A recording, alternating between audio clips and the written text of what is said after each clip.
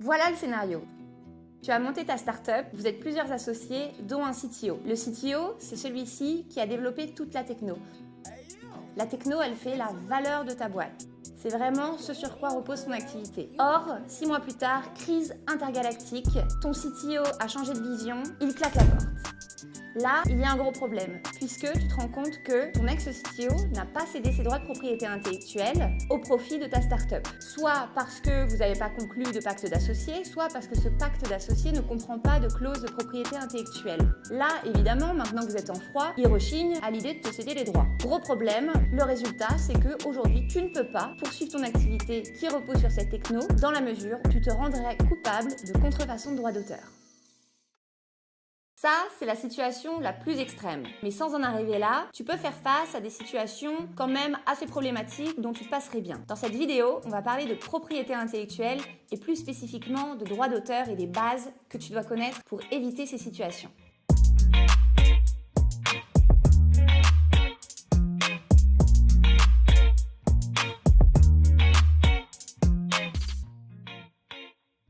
Déjà, la notion de propriété intellectuelle, c'est relativement large. Ça regroupe le droit d'auteur, le droit des marques, les dessins et modèles, les brevets, etc. Mais ici, on va se focaliser sur le droit d'auteur. Quand on pense droit d'auteur, en général, on pense à la protection d'une peinture, d'un roman, etc. Mais en fait, le droit d'auteur, ça vise à protéger bien plus. Et c'est là que ça risque de t'intéresser. Beaucoup d'autres choses rentrent dans la protection du droit d'auteur, notamment les créations graphiques, donc ça peut être les logos, les chartes graphiques, etc.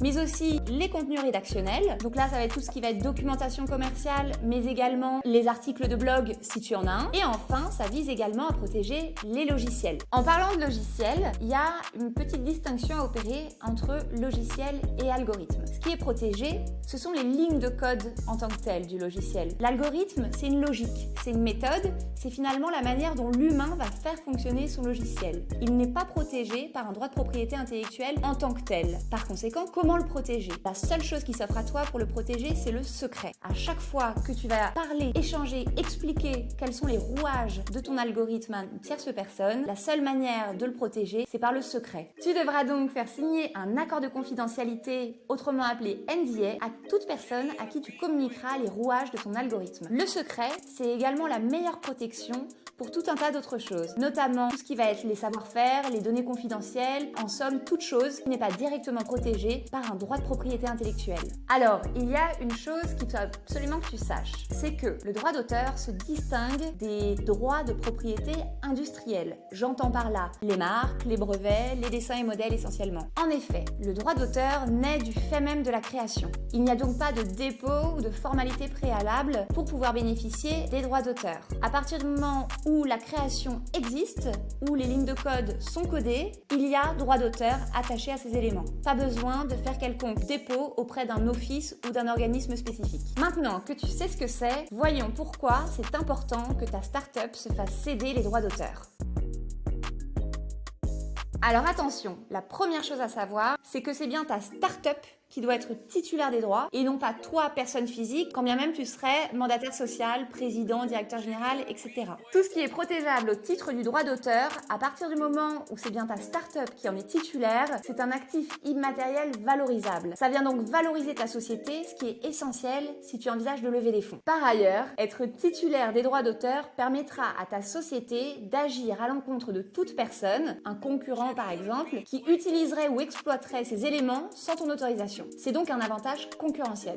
Alors, qui doit céder ses droits à ta startup? Tout d'abord, toi et tous tes associés, ensuite tous vos prestataires et enfin vos salariés et vos stagiaires. Si tu ne le fais pas, tu risques de rencontrer un certain nombre de situations problématiques. En voilà deux exemples. Premièrement, le cas du conflit d'associés. J'ai évoqué ce cas en tout début de vidéo. C'était le fameux scénario catastrophique. En fait, c'est hyper important que dès le début, dès la création de ta société, l'ensemble des associés s'engagent à céder l'ensemble des droits de propriété intellectuelle qu'ils pourraient détenir à la startup. Pour un CTO, par exemple, on l'a vu, c'est le cas des logiciels qu'il va être amené à développer. Ce que je te dis là, c'est fondamental parce que si ton CTO part en cours de route, décide de quitter l'aventure, ça signifie que tu ne pourras pas continuer l'exploitation du logiciel, mais à l'inverse, tu devras tout recoder from scratch. Le deuxième exemple, c'est les prestations de développement informatique. Au cours de la vie de ta société, tu risques de confier des prestations de dev à une tierce personne, que ce soit une société ou un freelance. Il faut absolument qu'au moment de la conclusion du contrat avec ce prestat ou au moment de la signature du devis, que tu te sois prémuni en te faisant céder des droits de pays attachés à ces développements informatiques. En effet, le simple fait de payer ton prestataire au titre des prestations qu'il a accomplies pour toi n'emporte pas cession automatique des droits de propriété intellectuelle attachés au logiciel.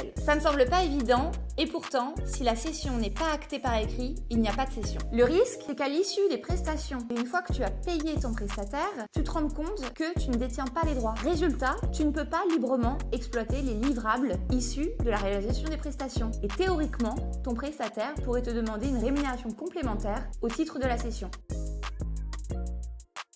Pour faire simple, en matière de propriété intellectuelle et plus spécifiquement de droit d'auteur, il y a un principe qui est celui de l'interdiction de céder globalement ses droits d'auteur sur des créations futures. Sauf si ces créations futures, ou développement informatique, peuvent être déterminées à l'avance avec suffisamment de précision. On a donc trois possibilités. Soit tu te situes en aval, c'est-à-dire que les créations ou les développements informatiques existent déjà. Le logiciel a d'ores et déjà été développé. Dans ce cas-là, c'est ce qu'il y a de plus simple. Tu n'as plus qu'à signer un contrat de cession des droits de propriété intellectuelle avec l'auteur. En revanche, même si c'est le plus simple à mettre en œuvre, c'est pas le plus safe pour toi. En effet, tu as plutôt intérêt à t'y prendre en amont et ainsi loquer l'auteur et t'assurer d'ailleurs qu'il soit OK pour te céder les droits. Ça visera deux choses. Premièrement, ça visera à l'empêcher de changer d'avis a posteriori. Et deuxièmement, ça visera à l'empêcher de te demander une rémunération complémentaire a posteriori au titre de cette cession. Mais sache que la situation n'est pas perdue. Bien évidemment, si tu te situes en aval, rapproche-toi de ton prestat pour obtenir de lui une cession des droits d'auteur. Soit on se situe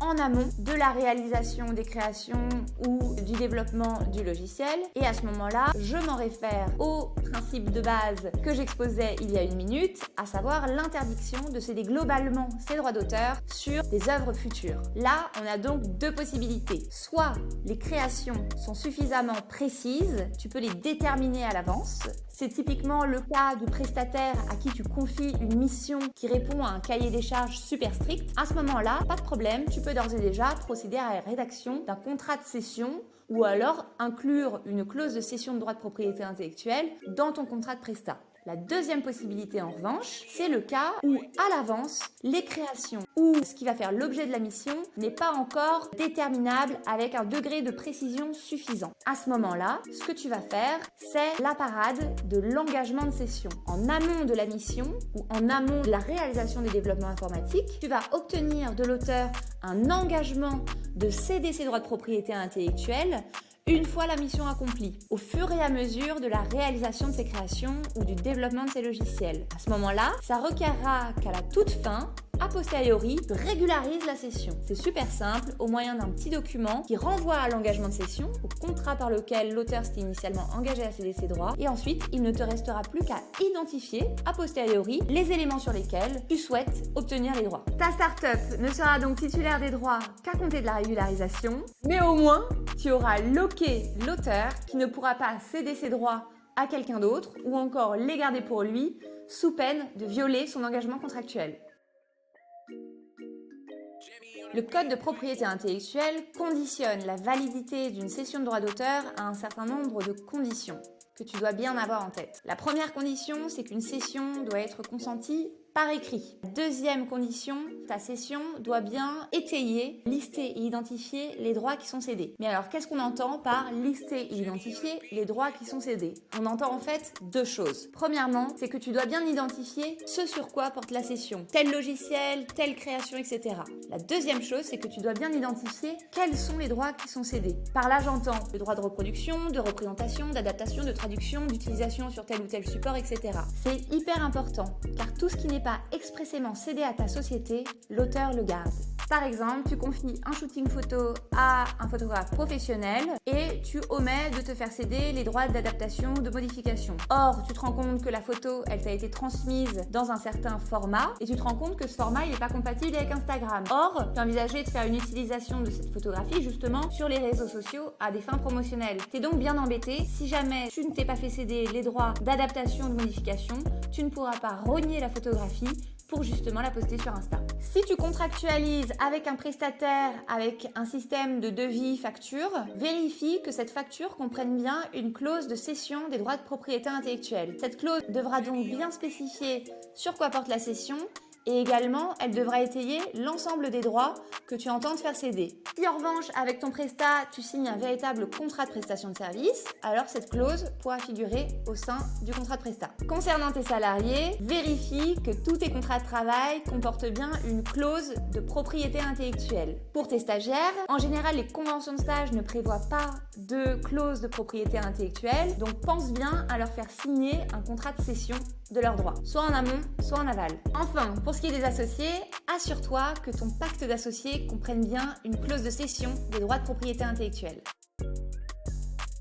Bon, tout ça c'était beaucoup d'informations, je vais donc vous faire un petit récapitulatif des bons réflexes à avoir. Premièrement, veillez à ce que dans ton pacte d'associés, tu aies bien prévu une clause au terme de laquelle l'ensemble des associés s'engagent à céder l'ensemble de leurs droits de propriété intellectuelle au profit de la start-up. Deuxièmement, veillez à ce que tes contrats de travail, cette fois-ci, contiennent bien une clause de propriété intellectuelle. Pareil pour tes stagiaires, et si ce n'est pas le cas, pense à leur faire signer un contrat de cession de leurs droits d'auteur. À chaque fois, listez l'ensemble des droits que tu entends te faire céder. Et là, il faut que tu sois le plus exhaustif possible. Droits de reproduction, de représentation, d'adaptation, de traduction, etc.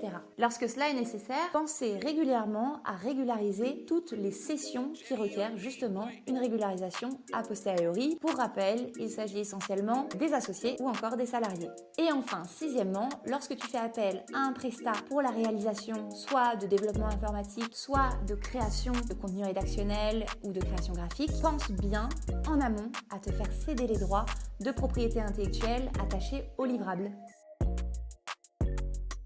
Si cette vidéo t'a plu, abonne-toi à la chaîne YouTube de Bold Academy. Si jamais tu as la moindre question, tu peux la poser en commentaire. Et puis sinon, on se retrouve ici même pour d'autres vidéos de la Bold Academy. Salut!